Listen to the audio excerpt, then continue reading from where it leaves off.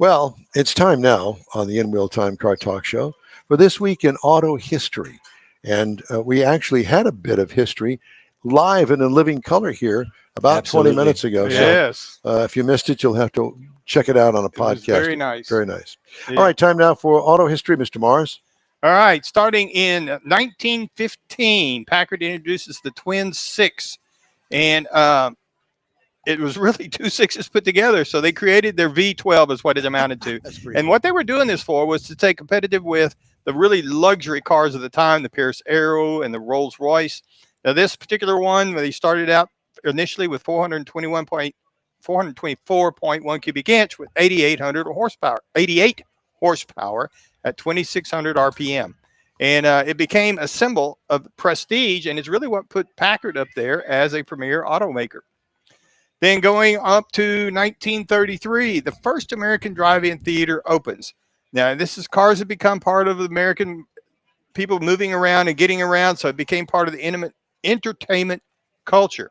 Now, the first test the guy did in his driveway, he took and nailed some screens up to some trees and invited some people to come over and watch it on a small projector he had just to see how they felt about watching movies in their car.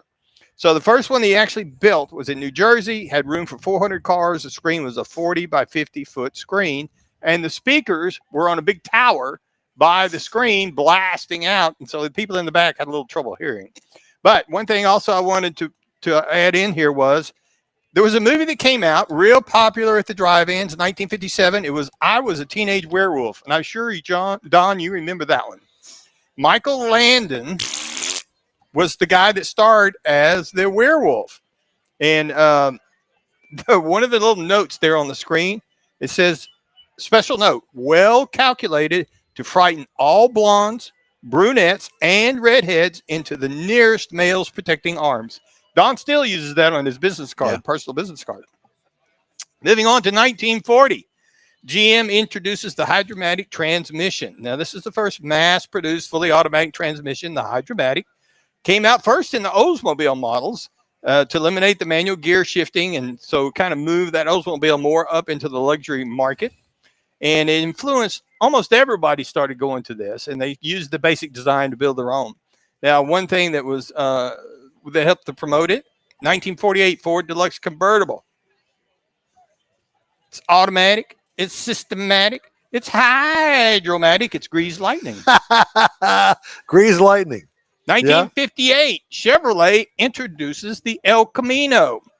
Now, this was a hybrid vehicle, kind of the car styling with the truck utility. They marketed it as a pickup with a passenger car grace. And got really... It was a Malibu. With a truck Chevelle. bed. Yeah. They originally, back in then, in 1958, 59 models were kind of modest. They're very expensive nowadays. But they became one of the main features of the Chevrolet line as they went on through the years. Very popular vehicle. Then finally in 1972, the Honda Civic debuts in America. Now this is the Honda Civic then. It'll almost fit in the trunk of the current model Honda Civic based on the size. It was built because of the early 70s fuel crisis. A lot of people bought them. It was well built, reshaped America's perception of Japanese cars. And it really became part of Honda's global success and their long automotive staple that they've used around the world. And that is This Week in Automotive History. Huh. Interesting. As I remember when the Honda came and everybody went, Honda, they build motorcycles. They didn't build cars.